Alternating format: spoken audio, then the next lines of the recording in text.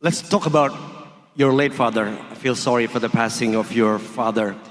Can you share with us the emotional connection between you and your father? How is he like? Not just a father, if I'm mistaken. I heard that he sold his house just to build a training gym for you to practice. Is that true? Yeah, this is Please. true. This is true. When I was young, when we was living in our village, that time it was a little bit hard life for our family because we struggle with a lot of things, and most of the most hard things was our family. We don't have money, and that's why my father sell not only house, he sell his because I remember when I was young, we have a lot of cows, like bulls, cows. He sell everything. We moved to capital city. He built gym and he start train a lot of guys. But most of the people was his relatives. And now I understand it was very big investment. It was investment to his relatives and young generations. Now when we look at this, I understand most beautiful and smart things. If you want to invest people. Because a lot of people invest business, it's like making money this. But my father always invest his energy, his knowledge, his experience to us, to me, to my brothers, my friends, all his students, and he have more than 30 world champions. He create more than 30 world champions, and I think investing to the people, this is best things. So he made investment. Habib, if you excuse me, I need to just communicate with the guys, just explain to what you said just now.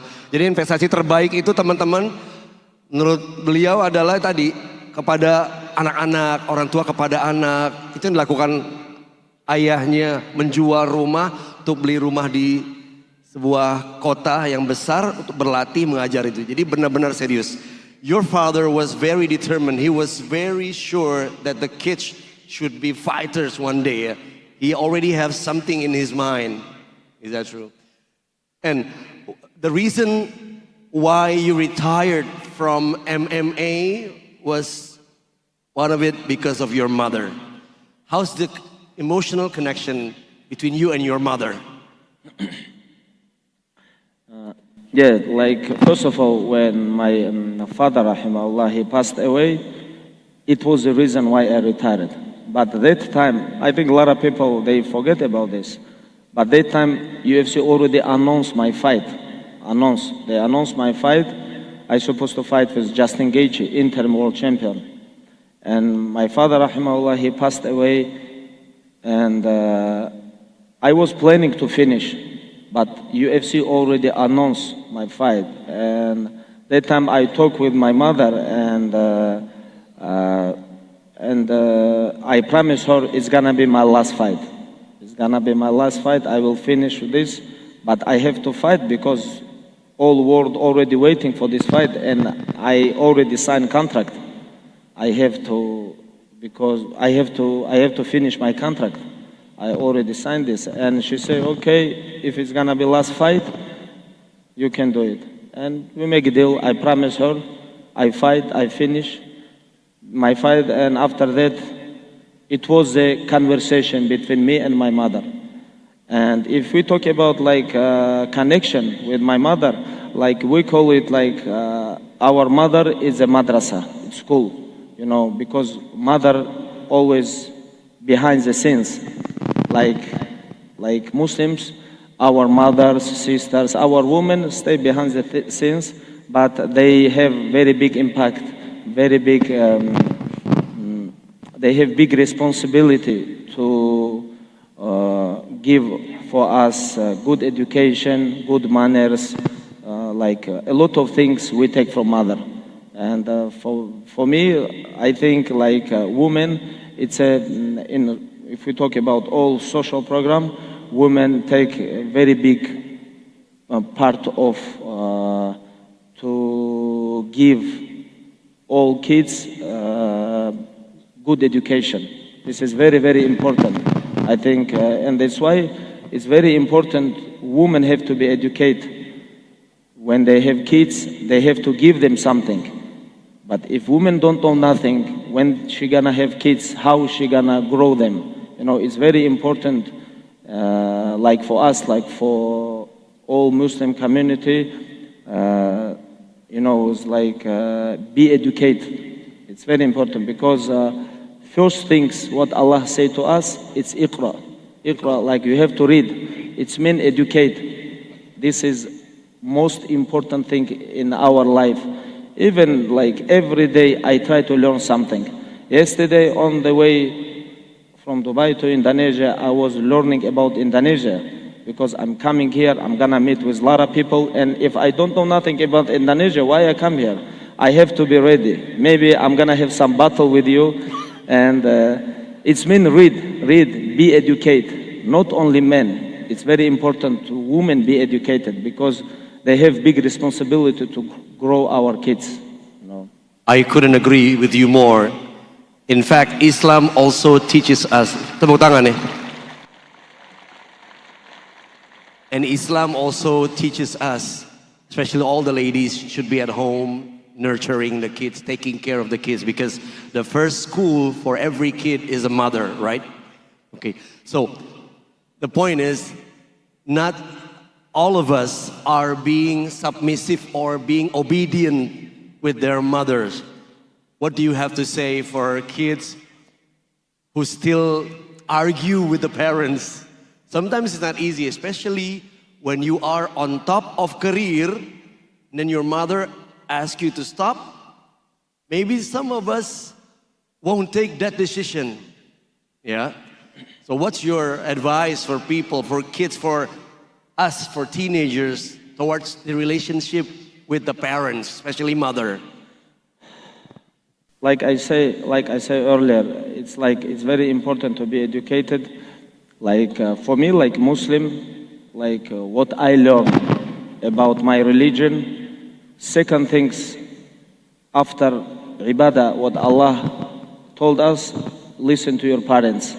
Don't even say oof to them. Not only like argue or make them upset, and this is very, very important to have relationship and connection with your parents. This is second things after ibadah, what Allah told us, what we have to do. Listen to your parents. And this is what Allah said. Muhammad SAW, what he say? He say, father, it's not like everyone. You cannot treat your father like everybody you treat. Like your friends, your neighbor, your son, or your like family, doesn't matter. It's mean when he talk about father, he talk about parents. Parents is not same people like other people. It's completely different. And for me, it was most important things in my life to treat my parents good. And this is how I grew up. This is how I grew up. And my advice to young generation, learn your religion. Learn your religion and you're gonna come back to your parents. Oke, itu pesannya cukup kuat. Kita harus memahami apa pesan agama kita yang disampaikan kepada kita, terutama dalam ngurusin orang tua kita. Yeah, we have to know the message behind what our religion teaches us, to take care of the parents, to be submissive or obedient to your parents. So, Habib, the world has perceived you as somebody who has been putting faith as number one in everything, beyond everything. How important is it to keep and always hold on to faith in every situation and condition, especially in the line of career and professional work? Yeah. How do we always put faith as number one in our guidance of life? I'm gonna say this is very hard. You know, to use your faith, your religion, and live famous life. For example, I talk about myself. When you're famous, when you champion, and when you have religion in your heart, it's always go against. every day you have to fight with yourself. Like for example, I fight every day with myself. Because like, I'm gonna give you an example. Like for example, your manager come to you and he say, they offer you good contract, for example, to promote something like against to your religion. Then you have choose. Here, very good money. Here, like things you cannot promote, like Muslim, like a religion man. You cannot promote this. And you fight with each other. This is, I think, not only myself. Every day somebody on his level, everybody face this. Because this is life. All our life, we're gonna live like this. Every single day, we're gonna fight with ourselves. And in one side is gonna be your religion, in other side is gonna be something else, like something very powerful, who always try to kill your religion, and this fight happen inside yourself, and if you don't have knowledge, if you don't learn your religion, you have to, like how we say, your knowledge is your castle, castle, like castle, yes, your knowledge is your castle. If you don't have knowledge, you're never gonna be protected. And every day I deal with this, and only religion helped me to stay focused. Only religion, not people, not money, not fame, not because I am strong, not because of all these things. Only faith and iman in your heart can help you to stay strong. Wow. Jadi iman itu yang bikin kita kuat dalam hati kita untuk selalu menghadapinya.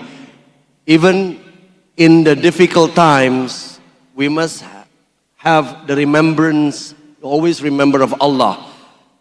How do you, on a daily life, what are the tips to always build connection to your Creator, to Allah Subhanahu wa Ta'ala? How do we put that mindset in mind in our everyday lives? Because it's not easy, especially living in the city like Jakarta, where there are a lot of difficulties. Yeah, what are the tips for that? I think it's all about who's around you. It's always around. I'm sure here in Jakarta, more than 10 million people living. Of course, here is bad people and good people. And you have choice to be with bad people or to be with good people. And your heart know who's good and who's bad. But you choose. You choose. You like to be with these people or these people. And you understand who is who. But people do whatever they do. What they want, they do always. But before this choice, you have, like I said, come back to knowledge. You have to learn your religion. Learn, and with this knowledge, you're gonna understand with who you're gonna be. It's very important to be around good people. And these people, sometimes like your iman go up, your iman go down. We all know about this. And you have to be around with good people who can remind you, hey, you're doing these things very bad. You cannot do this, come back. But when you become strong and famous, like I told earlier, like around, it can be only people who say only good things to you. You have to be careful with this. If they don't say, if they don't say to you true in your eyes, they are never gonna be your truly friend. Of course, in this dunya, they can be with you. But when you die and then die, you guys gonna be separate. Bad people gonna be with bad people. We know where it's gonna be bad people. Good people is gonna be with good people. It's not mixed. Here in this dunya, yes, we can be together. But when we die, we're gonna be separate. You know what I'm talking about. Yeah. Yeah. Wow. Dahsyat ini ya teman-teman ya. Sangat powerful ya pesan yang disampaikan ya. And good friends who are trying to be soleh are also good assets for us. Do you have any tips? How do you maintain? How do you filter? How do you select your circle? The ones who want to be your friends around you. How do you select your friends? I don't select this. Life select. Time select this. You know, time show everybody who is who. You know, sometimes like today you can be with me and you can tell me I'm very good guy. Can I be with you? But you know, time we can go suffer together. Suffer gonna show you. We can do business together. Business gonna show me you are cheap or you generous. You understand? You know, for all these things we need time. And time show who is who. And just don't rush. You know, and I'm not talking about you. I'm just talking about like general, you know. And most beautiful things, like how you can understand who is who, just go with some person suffer, you know, like 2-3 weeks, just be with him and you're gonna understand. And you're gonna understand. Waktu akan menentukan siapa teman-teman kita terbaik ya, teman-teman ya, disampaikan juga. Oke.